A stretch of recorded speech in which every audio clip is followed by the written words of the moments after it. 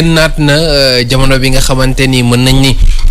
ñi seq géew politique bi ku nekk mu ngi affiché wu moom ginnaaw jamono bu yàgg boo xamante ni xëy na sentir ñu ko woon trop fi ñu toll nii nag dafa mel ni gën na defaraat toogaayam gën a fësal li nga xamante ni moo di ay bëgg-bëggam.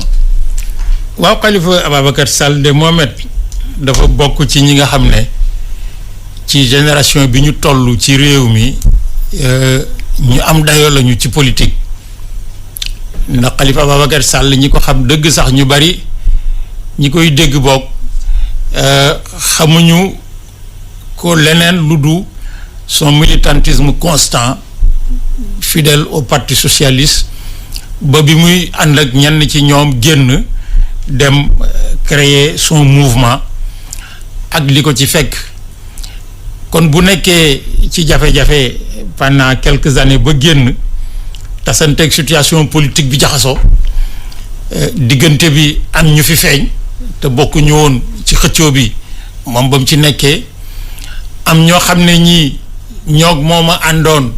ci avant muy créer ñu nekk ci yeneen kuréel bëgg li mu bëgg ñu toog gis ne base politique bi dafa yaatu ndaxte Benno Bokk Yaakaar gi leen boole woon ñoom ñëpp ba ñuy gagné Abdoulaye Wade dafa jaxasoo am ñu ci génn dem def seen kuréelu bopp bokk na ci Thierno Alassane Sall bokk na ci Abdoul Mbaye bokk na ci am ñu ci bokkoon mais dañoo cofoon rek mel na Idrissa Seck bëggoon a génn ci biti ba seen tour jot far am lu leen dab ñu dellu si dugg ci biir donc yëf yi dafa jaxasoo. bu lépp jaxasoo nag weeru mars bii ñu génn li fi xew ci réew mi ba interpeller ñëpp nga xam ne ku ci nekk lecture bi nga ciy gën a yi séentu mooy nan lañ koy lire politiquement bu ci kanamee ci liñ dëgmal ci ay élection locale élection législative élection présidentielle képp ku toogati di déglu di seet watoo booy départ di nga fekk gars yi di arrivé. donc Khalifa Sall. kon jóg ca ba muy teel la. jóg ca ba muy teel Khalifa Sall xam na ne bu ne tekkaaral mais bu ëllëgee bu woo ay ñoñom ne jot na dina fekk nit ñi daw ba taxaw bay seet ku raw ak ku rawut donc foog mu jóg. bu jógee aussi digg en considérant li fi xew bu yàggul ak li mu séq digganteem ak nguur gi dans le domaine de la justice et du droit loo xam ne leeragut il faut mu taxawaay boo xam ne da koy situer mu bokk ci ñi nga xam ne soit dañuy war a mën a nekk ëllëg wala ñu war a mën a ànd ak kiy nekk ëllëg ak kii que ce soit or yooyu yëpp nag bu boolee bu taxawee mais fokk mu génn surtout que bi ñu jógee ci événement trouble mars yi ba tey. bi ñu yëf yi pënd bi wuree dafa mel ne waa nguur gi dañoo commencé ñoom it di génnaat suñu génnee ñi ngi wone ci gannaaw mot d'ordre yi président de la République joxe ci emploi de la jeunesse di fësal seen représentativité. ci meeting yi nga xamante ni def nañ ko ci gox parce que li ñu def du forum de l'emploi ay meeting la ñuy def. ci kaw loolu camp wu Ousmane Sonko Pastef ak ñi mu àndal ñoom jàpp nañ ne li ñu wone déjà ci mois de mars mandarga la boo xam ne mii suñ ko fructifier mais war naa mën a jur dara kon ci des waratuñu mën a toog di xaar. or donc loolu bokk na ci ak yeneen yoo xam ne yi peut-être xamuñu ko. tax na Khalifa Sall commencé jóg nag war a ñi ngi wax ne dafay def tournée nationale. pour wër ay ñoñam ci biir réew mi. Sénégal ensuite nag est-ce que daf cay jógee taxawal kuréelam gi sous forme de parti wala day nekk toujours mouvement ban coalition lay kii. toujours est-il que fokk mu seet nan lay taxawalee jëmmam ak kuréelam ba ëllëg a si biir. lépp luy am ci réew mi mais mu bokk ci ña koy dogal. kon instant bi dafa nekk di nattaat doole ji nga xamante ni ñëpp nanguloon nañ ko ay temps avant bi nga xamante ni ci lañ koy jël di ko nëbbu jant bi. xam nga ala kulli alin Khalifa Sall représentativité am ku xam histoire am politique. mais warulaa bett parce que Khalifa Sall nag dafa bokk ci troisième génération bi nga xam ne après Senghor après nu mu teeti Abdou Diouf. après Tanor dafa waroon bokk ci ñi nga xam ne ñii ci parti socialiste tout au moins dañuy bokk ci kàngam yi. parce que ñooñu bi ñuy nekk fii ci jeunesse socialiste yi la commencé woon sous Senghor ñëw ci les moins jeunes les cadres de Abdou Diouf ñëw tolloog ñoom Tanor ñu war leen a jox flambeau yi mais diggante bi nag ñu juyoo. juyoo bi li ko andi moo di Khalifa Sall agsi na à la mairie de Dakar ci dem ba mu yàgg mu njort ne représentativité bi mu am ci mairie de Dakar politiquement suñ ko investir sur le plan national war naa mën a jur dara fekk son parti gisawu ko noonu ñu tasaaroo léegi bu dellusee ñaari perspective yi amoon bu ci njëkk muy dellu parti socialiste. loolu moom njort naa ne luy jafe-jafe lay doon pour ne pas dire lu mënta nekk. ndax li fi jaar ci diggante bi nag dafa am yoo xam ne Mohamed bu ngeen jàmmaarloo ca fa nga jógee am na kër nag su ngeen bokkee. am na yoo xam ne bu ngeen ko waxantee defante ko bu ngeen dellusee bëgg a juboowaat bu ngeen juboo it ku nekk dina ko xooli sa morom. kon juboo bi entre Khalifa Sall ak parti socialiste luy jafe lay doon luy jafe lay doon. waroon naa mën a nekk mais luy jafe lay doon politique nag moom li ñuy wax du ëmb. day xëy rek wasin waaw loolu kon mais luy jafe lay doon ñaareel bi li ko dese moo di taxawal yëfi boppam. loolu ci la nekk depuis que bi muy waaj a dem prison ba ni mu génn sauf que léegi bi mu génnee dafa am lu bees nag. mooy lan parce que Khalifa Sall bi muy dem kaso dañu njortoon ne en dehors de Karim Wade mi nga part de parti démocratique sénégalais ngemoon na ko moom bokkoon na ci trio bi nga xam ne waroon nañoo mën a laaj réew mi. mais diggante bi Ousmane Sonko dafa feeñ. or boo un élément nouveau. boo xam ne bii comme Idrissa Seck dem na moom mi nekkoon numéro 2 de l' opposition waroon mën a fédérer nit ñi autour de lui opposition bi nekk fi Ousmane Sonko s'affirme wala boog ay farandoom affirmé na moom mooy numéro 1 de l' opposition bu nekkee numéro 1 de l' opposition keneen ku nekk opposition daf lay yóbbaale. or boo liiree jàngatee déclaration yi Khalifa Sall def ci week-end bii. bi muy taxawlaat diñ ci gis ne mais loolu moom jël na ko en compte. nan la ko jëlee en compte. dafa wax ne gis naa ci déclaration yi wax jusqu'à preuve du contraire. parce que dama ko lire ci journal dégguma ko ci sama nopp. mu ne li xewoon mois de mars c'est une vraie révolte. Les populations n'ont eu besoin de personne pour se soulever. loolu wax sànni la wala dafa. wax sànni la politicien du wax lu wax sànni moo di li xewoon mois de mars kenn moomu ko dafa tombé daal Ousmane Sonko am na problème tombé ay gaaf mais nag. élément déclencheur bi mais nag les populations n'ont eu besoin de personne pour se soulever ça veut dire que képp ku jóg rek am kaddu am programme am projet mën ngaa exploiter loolu politiquement s'entend. ça veut dire quoi ça veut dire que fii ñu tollu tey. lu teeti xam nga waxoon naa la fii keroog ne bi Ousmane Sonko génnee. kaso def conférence de presse ma ne la soo xoolee photo bi ñi toog wër ko. en dehors dañuy bokk Pastef ak moom nga xam ne dañoo am seen projet bopp man gëm naa ne bala ñoo àgg ca njobaxtaan la ñii taxaw ci gannaawam ne tey dañ koy jàppale am na ñoo xam ne dootuñu ànd ak moom. am na ñoo xam ne ñii wëtuwoo dinañ ko def d'ailleurs le principal adversaire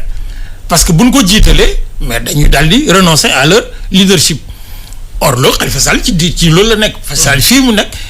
dafa am une redistribution nouvelle des cartes parce que xam nga le 3e mandat de Macky Sall moom même bu fekkee lu war a mën a nekk la en termes de candidature mais cere ji def nañ ci suuf. donc su 3e mandat amee wala ñàkk am mais surtout bu amut mais la perspective est encore plus ouverte pour l'opposition. mais bu boobaa nag mais fokk ku nekk dem taxani ba ñëw indi saw say ñu door a seet say wan moo ci gën a rëy pour seet say wan la ñuy toggee. or donc muy Khalifa Sall muy Thierno Alassane Sall muy Abdoul Mbaye muy ñi mel ne ñoom ñëpp nga xam ne ñoo bokk génération te bu leen 2004 rëccee ba ca topp moom dañuy nekk rek ay vieillards comme kii di joxe seen avis mais wutoo dootuñ bokk. mais lii mooy seen tëggam ndënd ak seen neex benn. naqari benn. or donc il est temps que ku ci bokk ci génération boobu nga fësal nag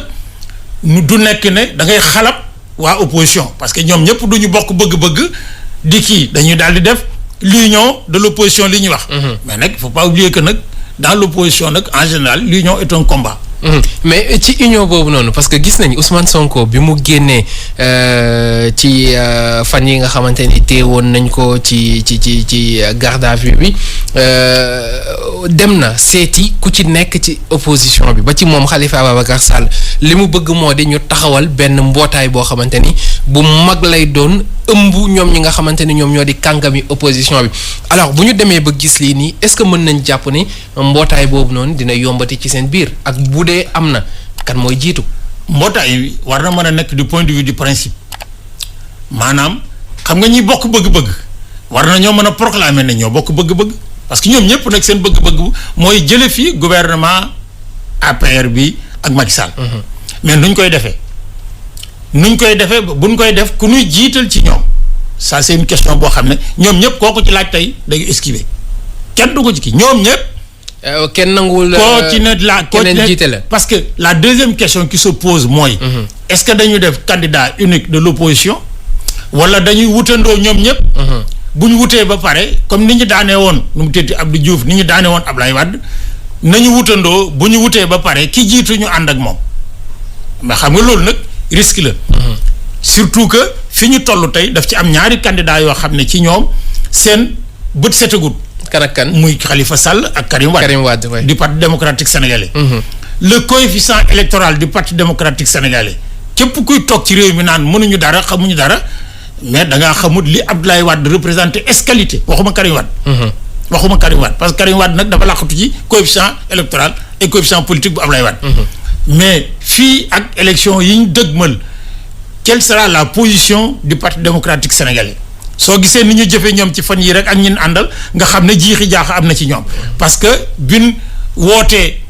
dañu ne ñoom bokkatuñ Front national de résistance ñu teg ci semaine ñu dellu si ne bokk nañu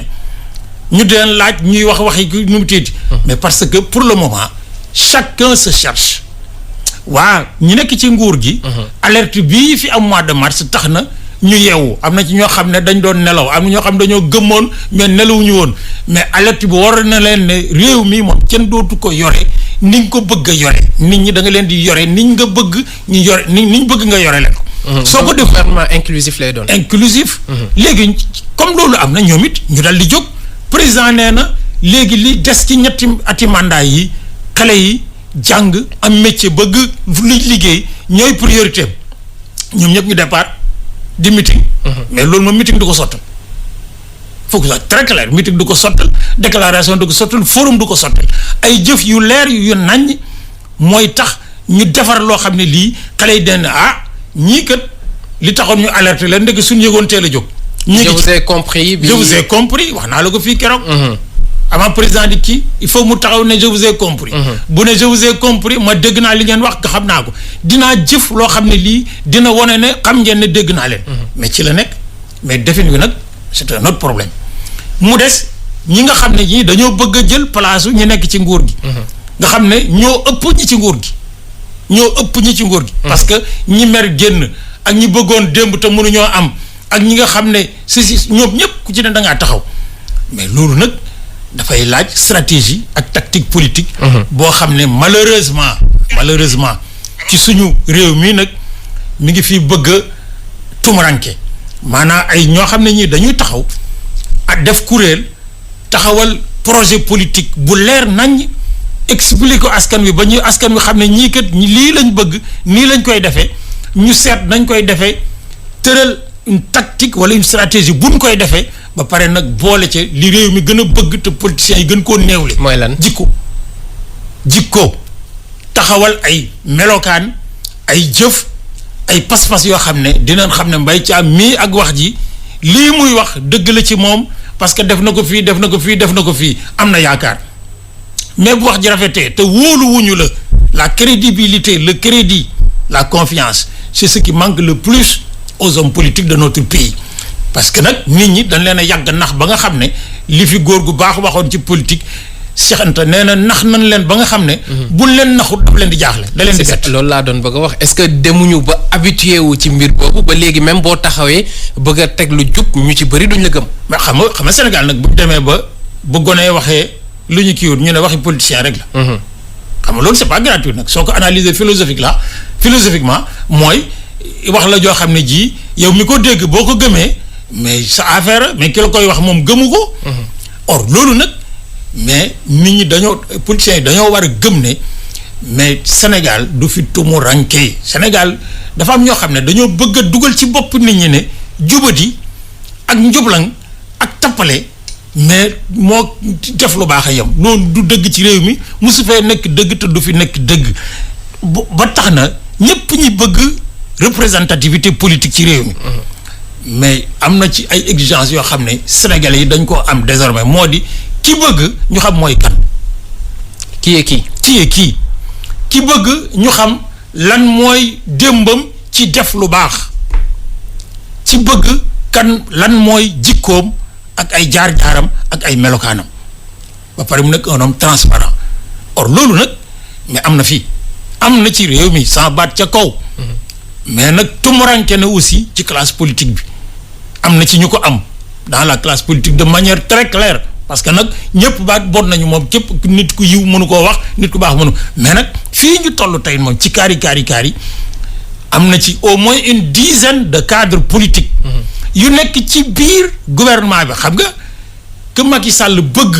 wala ñàkk bëgg mais teewut am na ñu nekk ci moom ànd ak moom ñu bëgg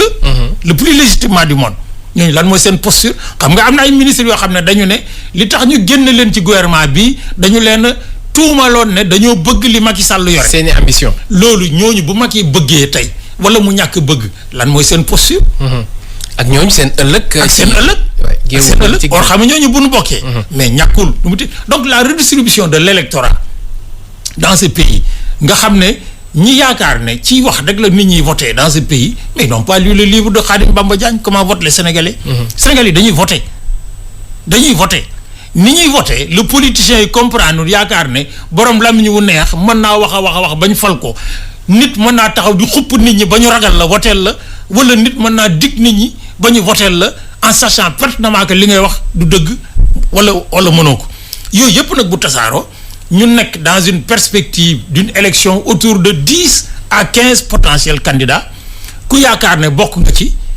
comme Khalifa Sall. boo ne tekkaaral di xaar ëllëg mais bu ëllëgee mais ci même boo duggee ci saxaar gi mais ci wagon yi ngay dugg. ka ci bopp bay dawal xamoo fu mu jëm xamoo fu lu mu fay wuti mais moo lay yóbbaale bu la yóbbul ci gaar bi la lay bay. moo tax mu génn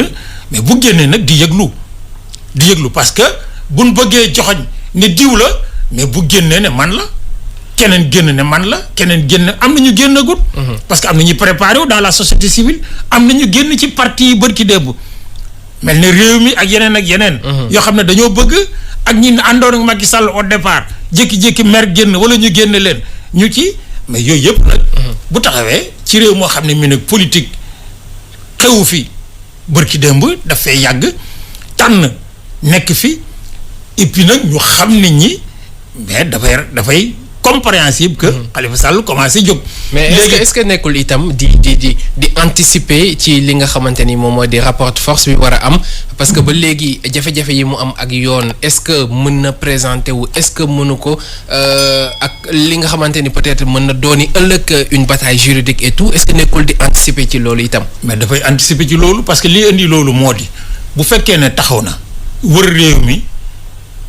def fi. liggéeyu politique boo xam ne day wone dayoom ci réew mi. mais gouvernement bi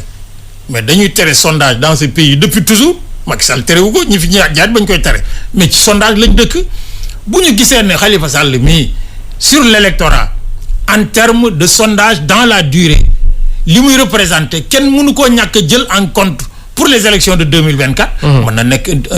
un indicateur déterminant ci solution juridique. à soubassement politique bi ñuy jël le concernant sama batte ko solution juridique mais à soubassement politique parce que politiciens yi nag Mohamed am na loo xam ne lii mais buñ koy def ba pare jàkkaarloog askan wi ñi ci am xel mais waroon nañu am gàcce su leen xoolee moo di ñoom buñ bëggee dara dañuy nangu ñoom ñëpp mànkoo ne war nañoo mën a wañ loxo justice pour am ko mais buñ génnee nekk ci biti ku yëkkat ku jëg wax rek ñu joxoñ la ne la justice doit être indépendante xam nga ñoom ñëpp ñi ngi demandé amnistie ñoom ñëpp ñi ngi demandé ñun ko condamné woon yëpp ñu teggi condamnation yi mais loolu lu muy wundu mooy politiciens yi gouvernement bi Macky Sall na jox ordre par l'Assemblée nationale mais ñu teggi tuuma politiciens yi mais loolu mënut a passé wañ loxo justice. et bu boobaa la justice ne serait plus indépendante. mais parce que la justice dans ce pays. les magistrats sont indépendants. C'est la justice qui a tout le temps été sous le joug des politiciens tout le temps. ba ñuy condamné Mamadou Dia en 1962 mais c'est l'État qui avait demandé ñu condamné ko. ñu condamné ko Abdoulaye Wade jaar na fi ay condamnation yoo xam ne c'est l'état moo soxla woon ñu condamné ko Idrissa Seck bi muy dem kaso mais c'était nécessaire politiquement ñu yóbbu ko kaso bi ñu demee ba xam ne war nañ ko mën a génne ñu génne ko politiquement mais ba ñu génnee waxuñu ne la justice est indépendante parce que magistrat bi la incriminé woon moom rek la mën a génne. foog nga jaar ci kanamam mu ne la génnal Ousmane Sonko mi taxaw jàkkaarloog askan wi ne wóoluwuma la justice bu fa la woon suba mais foog mu taxaw ci seen kanam waat. mënu leen dàq ñoom ñëpp mënu leen a dàq ne nañ falaat yeneen magistrat formé leen ñu jaar ENAM gi ma génne ba pare ma prêter serment mais loolu waxi politicien la. waxi politicien la or donc ça veut dire quoi ça veut dire que fii ñu toll tey pour en revenir à Khalifa Sall. mais il est entre dafa mi ngi natt boppam. c'est vrai que nag absent gi mu absent woon sur le territoire ak tolof yi dal ci moom ak yi mu def. pratiquement dans son destin propre mais xaw na ko fragiliser mais nag nit ñi Sénégal li ci ëpp wala lu bari bokk lu bari mais dañuy gaaw ci faral koo xam ne kii dañoo njort na dañ koo néewal doole. dañuy sot or donc war na mën a am dara pour mu am dara fokk mu woon leen ne ba may dem kaso maa doon waaja diggante bi am na lu fi xew nag loo xam ne war nañ cee mën a jël en compte mais ba tey maay waaja parce que bu nangoo ne c'est Ousmane Sonko qui est le numéro 1 de l'opposition c'est pas la peine qu'il aille sauf à être pratiquement un soutien d'Ousmane Sonko. or Khalifa Sall nag bi muy nekk jeunesse socialiste man jot naa ne Ousmane Sonko boo demee mu nga école primaire wala dalagut école primaire. moo ko njëkk ci politique. réew mi nag Mohamed bokk na ci yi manqué dootuñu def analyse politique parce que école politique amatul. gëstu politique amatul sauf dans les universités mais loolu ay thèse la c'est des trucs d'académique seet ba nga xam ne dañu taxawal stratégie bi nga xam ne Dansokho Abdoulaye Bathily kii nu mu teeti kii ànd jëf mais ñoom ñëpp ak ñeneen àndoon nañ ko syndicat yi taxawal une réflexion boo xam ne dañ ne Abdoulaye Wade mii bokku ñoo moom projet mais nag buñ bëggee soppi fokk ñu jiital ko ñun SAES bokkoon nañ ci les gens dañuy fàtte ne bi Abdoulaye Wade jógee France war a dugg ci élection yi en direction de 2000 syndicat autonome de l'enseignement supérieur ñoo ko njëkk a defal forum une journée entière. presse bi yëpp ne fa. ñun ñëpp bu ñu àndee mais dafa ci gannaaw dafa am une réflexion profonde boo xam ne ay nit ñoo koy def nga xam ne ñooñu dañoo xam politique xam nag ni réew mi tëddee waxuma nag ay gone yu mer waxuma ay nii wala kii wala ñàkk kersa ligne yooyu c'est des débats. mbir mi dafa changer entre temps. c'est-à-dire gis nga politique Mohamed xam nga boo déggee ñu naan politique du ëmb dafay xëy rek wasin. mais c'est que liy wasin li tax nit ñi duñ ko gis dañ koy togg bu yàgg di ko lijjanti dans des relations sociales ay relations communautaires ay relations religieuses. ay relations spirituelles ay relations économiques ay relations la ñuy fexe di taqale di lu nekk ñu jàpp ci buum gi faste buum yi ba buum gépp mat ñu door koo tàllal loolu nag mais dafay mi ngi bëgg a tumuranke ci réew mi nit ñi dañoo defee ne rek am na foo xam ne fii comme ni ñuy defee Sénégal meeting def déclaration occuper un espace de communication war naa mën a may ay baat waaw day may ay baat mais li ëpp ci réew mi nag mais bala ñoo voté mais dañu dugg ci néeg waxante tasi ci pénc waxante def lu jox la loo xam ne lii dañuy jaayante ci seen biir ba nga xam ne la ñuy jëndante ak jaayante nag ñoo ko moom c'est leur souveraineté xam am na fi ñoo xam ne dégg naa ci yenn politiciens yi ñuy wax naan Sénégal jaruñ sax di engagé en politique parce que da ngay rey sa bopp di ci di kii tat ñu di la seetaan mais ku leen wax ñu kii xam nga peuple bi newut kenn jógal xeexal engagement personnel la c'est un engagement personnel man ba ma ci dugg kenn dugalu ma ci ba may génn kenn génn ma ci maa dugal sama bopp maa génnal sama bopp mais le peuple du Sénégal n'a donné mandat à personne pour le représenter dafa fekk ne nag boo bokkee ci réew mi nag am xam-xam am pas-pas am gis-gis xool ne réew mi doxin wi baaxul et que am na ci lu ñu war a soppi te yow bokk nga ci ñu ko war a soppi boo jógee wane ay firnde yu leer mais réew mi ne yaay waaja parce que koo fi gis mu falu nag ak lu ñu ko mënti fal ña ko fal fukk yu ko ci fal juróom-ñeent xamuñu ko mais am nañ yaakaar sauf que nag ku yaakaar ne boo taxawee rek ne maay waaja rek réew mi yëpp jóg taxaw ne yaay waaja mais nga def ko am ñu la taxawal mais ñu ëpp ci ñi nga yaakaaroon ñëw ñu tax ngay xalab réew bi mais xamoo luy politique mais en dehors tey bu ñu xoolee opposition bi ak ni mu bindee nii en dehors objectif bi nga xamante ne ñoom ñëpp bokk nañ ko et mooy jëlee fii Macky Sall est-ce que seeni vision yem na ci ñi nga xamante ne jamono ji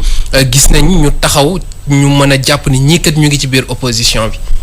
xam nga opposition Sénégal nag Mohamed. moo parti au pouvoir Sénégal ñoo yem. moo di ñi ci biir li leen boole mooy teraanga jëm séq ñi ci bitti. li leen boole mooy yaakaar jëm seen. parce que nag bari na ci réew mi nag ku bokk ci parti wala coalition de parti wala mouvement dugg ci nguur ñu sédd la. dawal ñaari at dindi leen la joxoon jox keneen nga daal di génn commencé di saaga daal di bokkatuma ñi duñu dara bërki dem bi nga bokkee waxu ko woon. ñi ci bitti nga xam ne yaakaar la ñu am teraanga junu seen lu leen mën nañ koo diggee. man Mohamed depuis 40 ans. gouvernement bu ñu fi fal bañ lay falat kan ca fal waxoon na ne bu ma faloo l'article 80 là qui met en prison les gens dinaa ko fi jëlee. ku ko fi jëlee. kenn. mais parce que dañ ko soxla. moyen de pression la. mais Mohamed mi nga xam ne bëggoon nga ànd ak moom. mais Mohamed fettaaru ne ànduma ak yow. da ngay am loo xam ne lii muy aw yat woo téye ne ko kon bu mënuñoo ànd jàppal sa njaabur ma jàpp sama njaabur parce que boo kii rek sama yat waa ngi. ñoom ñëpp or suñu demee ci réew mi ba am ñuy joxoñ magistrat yi naan dañuy def nit ñi kaso mais politiciens yee binde loi yi noonu politiciens yee bind loi yi. mu am ci yoo xam ne dañu ne bu la procureur yóbboo devant un magistrat invoqué article X. ak article Y magistrat bi dañ la fay yóbbu pour la forme rek mais amul pexe foog bu tëj la. mais ñoo ko def. or Abdoulaye Wade nous avait promis que bu ñëwee dina ko dindi ñaata la fi def magistrat kii c'est un juriste. commandé na fi defar na fi sax constitution bu bees bàyyi ko ci Macky Sall bàyyi ko fi ñi ci bitti nee nañ bu ñëwee den ko fi jëlee. mais mën naa nekk dëgg mais nag as gor moom. la sa baay Abdoulaye Mbacké doon wax rek li muy wax. manees na koo gëm mais xaaral ba mu jëf jëm méngoog moom bu ko jëfee méngoog moom nga xam ne li muy wax dëgg la ci moom or yooyu yëpp nag bu taxawee mais opposition bi war na ñu mën a gëm ne man gëm naa ne am na ñu nekk ci bitti bokk ci opposition bi yoo xam ne li ñuy wax dëgg la ci ñoom daan loolu gëm naa ko. kan nag du ma toog fii naan diw la ñu defe ne dama faa bokk wala du diw ñu defe ne dama ko contre mais man gëm naa ne am na ñoo xam ne bokkuñu ci gouvernement bi yaakaar nañ ne mën nañoo def lu gën lii ci kaw defin wala ci ay jikko wala ay loolu man gëm naa ko. gëm naa ne ñi nekk ci gouvernement bi bu nu sañoon den fi def loo xam ne lii kenn du leen ŋàññi ba taseeg jafe-jafe yi ñu kii am na ñoo xam ne seen yoon nekku ñoom pour que rek ñu am li ñu am teraanga. mais am na ñoo xam ne ñii bu nu xamoon ne lii am bërki démb dina leen fi fekk. mais duñ ko def parce que am na lu ñuy jomb nag ak lu ñuy bañ mais yooyu yëpp nag bu dajee. mais d'abord il faut se faire confiance et puis surtout nag Mohamed mais revenir mais aux fondamentaux de la politique. mais politique nag du jeu de hasard. politique. du wëree. politique mais démarche scientifique la boo xam ne bii da ngay taxawal dara man doon naa bëgg xam nga gis naa fi bërki démb. parti bu ñu ne taxawal nañ ko ba pare. ñu ne léegi nag ñi ngi liggéey ci projet bi. xam nga loolu man Mbaye Thiam man moom moo ko gëm. mën na leen a doy nag parce que nag nit nag doone man Mbaye Thiam li ma gëm mooy kii mais man damaa gëm ne bala ngaa taxawal parti mais da ngay taxawal d'abord un projet de société. projet de société bi mooy da nga koy taxawal ci gëm-gëm maanaam idéologie. da nga koy taxawal ci nu mu teeti programme boo xam ne nii laa koy defee nii laa koy defee. lu nekk li gouvernement bi yore nga saytu nan ko yore seet la ca bon nga ne man bu doon man nii laa koy defee jàkkaarloog askan wi wax leen ko am na ñu ko fi defoon amuñu dara mais gêné wu leen ay Cheikh Anta ak yooyu lu tax réussir ci en politique. parce que noonu lañ doon politique. les premières générations de militants communistes de ce pays lu tax réussir noonu lañ doon politique. idéologie bi. mais c'est pas parce que nag ils n'ont pas réussi nag. qu'il faut changer de cap. loolu parce que loolu moo tax. ay nit ay saltimbanque de la politique ay entrepreneur politique dugg ci politique bi ñoom di wax lu kii rek lu ngeen bëgg ci lu neex ñu wax leen ko ban jox leen réew mi. ñu téye ko nag doone coono commencé na nag. coono commencé na parce que xam nañ ne nag am réew nag ñaar daf leen a séq. mooy yan bu njëkk bi mooy tant que yaa ngi ci bitti tëlewoo dara. lu ñu wax nga ne mën naa ko mais boo toogee nag ci biir kër gi mais am na loo xam ne man kot dong mooy tax nga def ko. kon bu ñu bëggee jeexal ci kii boobu prof dañ naan jafe-jafe politique bu Sénégal manque idéologie bi la. ah ci la mënuma ne moom rek la mais le fait que Sénégalais yi bu ñu ne leen Mohamed bëgg na réew mi Mbaye Thiam bëgg na réew mi du ñu xam diggante Mohamed ak Mbaye Thiam lan moo leen féewale. Mohamed moom projet de société am lan la est-ce que ci ngone yi la ko kii sukkeel ci mag ñi ci mbay mi ci xam nga depuis l'indépendance gouvernement bu fi ñëw. dañuy wax ne baykat yi ak sàmmkat yi ak nappkat yi ñoo yore réew mi. ñoo gën a na sax tey ci réew mi. ñoo fi gën a ndóol. kon xam nga loolu ñu doon wax du dëgg depuis l'indépendance ba tey amul benn gouvernement xam nga Senghor daf ñu doon wax nous sommes le seul pays au monde à consacrer 34% de notre budget à l'éducation à la formation et à la culture mais tey suñu école xanaa daf fi am rek une histoire de l'école et des acquis mais école gënu ko na sax ak yeneen on a la plus grande faculté de médecine d'Afrique subsaharienne il y a plus de 350 agrégés dans toutes les disciplines de la médecine mais nu mu teeti ba fakastaloo kokki sawee damm dan lay def ci ambulance wuti indi Ndakaar boo ñëwee bu say mbokk mënta dem clinique mar d'Italie kilifa yi ku ci feebar ku ci soj ñu dugal la ci avion yóbbu y a près de 400 agrégés de médecine nu mu teeti et de pharmacie dans notre université yooyu yëpp ça veut dire quoi ça veut dire que idéologie du lijjanti lépp mais li tax muy kii moo di dañuy xam qui est qui nit ki lan la bëgg xamal léegi la ñi ay libéraux lañu ñi ay socialistes lañu libéral mooy lan xam nga réew mi Sénégal moom libéral kenn xamatul lan mooy libéral parce que su fekkoon ne quelle est la différence entre le libéralisme de Abdoulaye Wade et celui de Macky Sall celui de Idrissa Seck et de tous les transfuges du PDS qui ont quitté le PDS xanaa bokkuñu idéologie ñu bokk idéologie war nañoo mën a ànd mais lu leen féewale au départ c'est la même famille mais lu leen féewale ay njariñ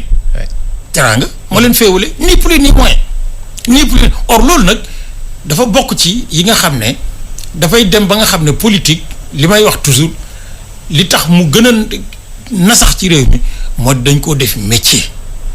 alors que du métier Mohamed du métier politique damay wax toujours ne li tax man ma respecter politique respecter homme politique boo xam ne bii xam naa ne day politique dëgg moo di man damaa gëm ne gannaaw gëm yàlla di ko jaamu beneen façon jaamu mais mënut a dépasser politique ndaxte soo fekkee réew mu ndóol nga song yow yàlla may la nga génn ci ndóol nga dellu fekk ñu ndóol ci suuf ànd ak ñoom di leen won yoon ba téeméer bu ca nekk juróom fukk ak benn génn ci ndóol mais loolu ku ko yàlla fay mu teeti sa àjjana taxaw na jàppale gu am solo la mais nag bu fekkee ne yow da ngaa bëgg sooy politique yow ngay baax sa njaboot di baax ñi ngi ko séqal ni nga leen gëne mën a defal sa njaboot ëllëg séqoog seen njaboot mais politico da ngay defar sa askan sa askanu bopp or ça se résume à quoi mooy li ñuy wax népotisme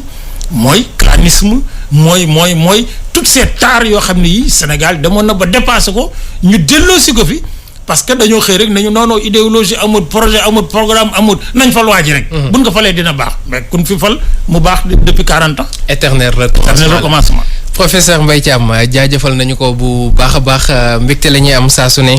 di bokk ak moom studio bi rawatina ci seen jotaay bi ngeen taamu di xew-xew jamono suñu internet yi Alpha Sow demay Matam 100.5 muy fréquence bi jaajëfal ko bu baax Talibou Yeba nee na politique